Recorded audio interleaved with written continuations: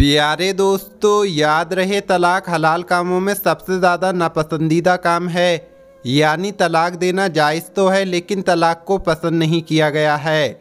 बीवी को निकाह से आज़ाद करने और निकाह की पाबंदियां ख़त्म कर देने का नाम तलाक है। आज हम आपको तलाक का एक अजीबोगरीब वाक़या बताएंगे। आप इसे आखिर तक ज़रूर देखें और इस वीडियो को लाइक भी कर दें। दोस्तों, वीडियो में बताए गए नाम बदल दिए गए हैं। ये वाक़या जुनैद नाम के एक शख्स का है। जुनैद कहता है कि एक बार सुबह का वक्त था और मैं अपनी बीवी के साथ टेबल पर बैठा नाश्ता कर रहा था। मैंने तो सोच लिया था कि मैं अपनी बीवी को निदा के बारे में बताकर रहूँगा। 3 महीने से एक लड़की जिसका नाम निदा था वो मेरी ज़िंदगी का अहम हिस्सा बन चुकी थी और मैं रोज़ाना उसके साथ वक्त गुजारता था। मैं निदा के साथ इतना खुश था कि मैंने तो सोच लिया था कि मैं अपनी बीवी को तलाक दे दूंगा। कई दिनों से लगातार कोशिश कर रहा था मगर कह नहीं पा रहा था।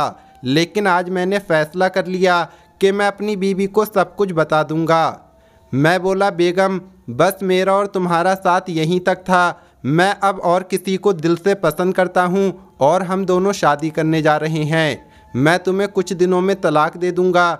ये सुनकर मेरी बीवी धीरे से बोली, क्यों? तो मैंने कोई जवाब नहीं दिया। ये देखकर वो गुस्से में आ गई और खाना छोड़कर अपने ऊपर वाले कमरे में चली गई। मैंने सोचा कि मैंने बिल्कुल ठीक फैसला किया है। इसके बाद मैं जिस लड़की से मोहब्बत करता था उसके घर चला गया।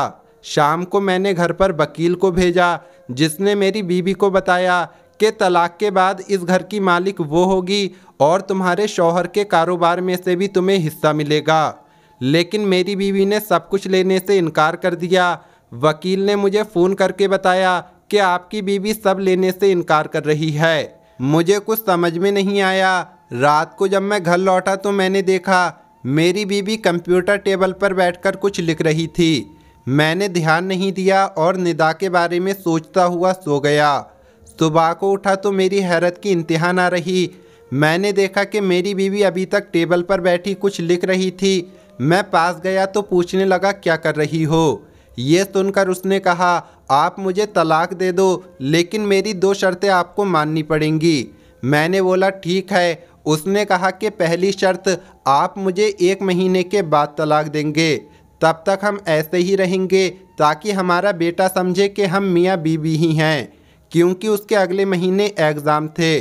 दूसरी शर्त, आप रोज़ सुबह मुझे कमरे से उसी तरह उठाकर नाश्ते की मेज़ तक लाओगे जैसे शादी के पहले दिन लेकर आए थे।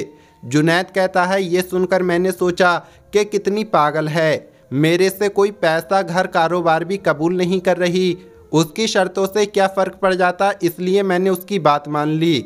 इसके बाद मैं निदा के पास गया और उसको सारी बात बताई। ये सुनकर निदा बहुत ज़्यादा हंसी कि तुम्हारी बेगम सठिया गई है बेचारी। मुझे थोड़ा गुस्सा आया निदा के इस तरह हंसने पर। खैर, महीने का पहला दिन आया तो मैंने सुबह अपनी बीवी को गोद में उठाया। मुझे अजीब लग रहा था, हंसी भी आ रही थी। इतने में मेरा बेटा आ गया।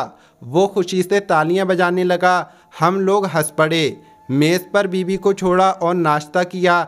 इसके बाद बेटा स्कूल चला गया। मैं अपने ऑफिस और बीवी अपने दफ्तर चली गई। कुछ भी नहीं बदला। मैं इसी तरह निदा के साथ था। बस रोज़ाना एक बार बीवी को गोद में उठाकर टेबल पर छोड़ देता और उससे मेरा बेटा बहुत खुश हुआ करता था। लेकिन एक अजीब बात यह थी कि मेरी बीवी का वज़न दिन ब दिन कम होता जा रहा था। एक दिन मैंने उसे उठाया तो मुझे लगा कि उसे बुखार है। मैंने पहली दफ़ा उसकी हालत ख़राब देखी तो मुझे अपने ऊपर गुस्सा आया कि मैंने इसकी इतनी फ़िक्र क्यों ना की जितनी करनी चाहिए थी। खैर, अगले दिन मैंने उसको उठाया और उसने मेरे गले में बाजू डाले तो मुझे उस पर बहुत प्यार आया। मैं उसकी महक को अपने अंदर जज्ब कर रहा था। मेरा बेटा भागता हुआ आया। उसने रोज़ का ये खेल बना लिया था कि सुबह को भागकर आ जाता और कहता, पापा मम्मा को उठाओ ना, और फिर नाचता रहता था। मेरी हर सुबह पहले से बेहतर होने लगी थी। आखिरी दिन भी आन पहुंचा तो मैंने अपनी बीवी को उठाया और नाश्ते की मेज़ पर उतार दिया। उसने कपड़े सही किए और नाश्ता करने लगी। मेरा बेटा उसी तरह हंस खेल रहा था और वो उसे नाश्ता करा रही थी। मेरा दिल हुआ कि सारी उम्र ऐसे ही गुजर जाए। मैं उसी वक्त उठा और निदा के घर निकल पड़ा। निदा मुझे देखकर बहुत खुश हुई। मैंने निदा को बताया कि सॉरी निदा, मैं अपनी बीवी से अब भी बहुत प्यार करता हूँ और मैं उसे कभी भी तलाक नहीं दूंगा। जिस दिन मैंने उसे शादी के पहले दिन उठाया था तो मैंने खुद से वादा किया था कि आखिरी दम तक उसका साथ दूंगा।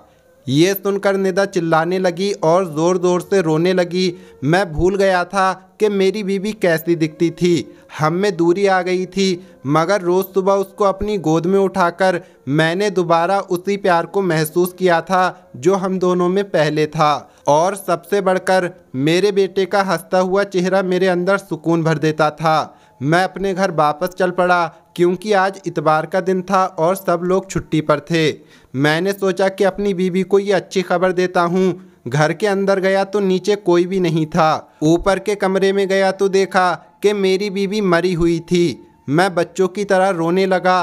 कुछ दिन के बाद मुझे मालूम हुआ कि मेरी बीवी सब कुछ जानती थी कि उसको कैंसर हो गया था और वो मुझसे छुपाती थी। शायद वो जानती थी कि उसकी ज़िंदगी कम बची है। सिर्फ हमारे बेटे के लिए वो ये चाहती थी कि हम आखिरी महीना साथ में गुजारें ताकि मेरा बेटा हमेशा खुश रहे और ये समझे कि उसका बाप उसकी माँ से बहुत प्यार करता था। वो सिर्फ हमारे बेटे की खुशी के खातिर सुबह को गोद में उठाने को बोलती थी। जुनैद बताता है कि आज मेरा बेटा बड़ा हो चुका है और बेहद कामयाब है। वो यही जानता है कि उसके माँ बाप में बहुत ज़्यादा मोहब्बत थी। अपनी बीवी का ये एहसान मैं कभी भी नहीं चुका सकता।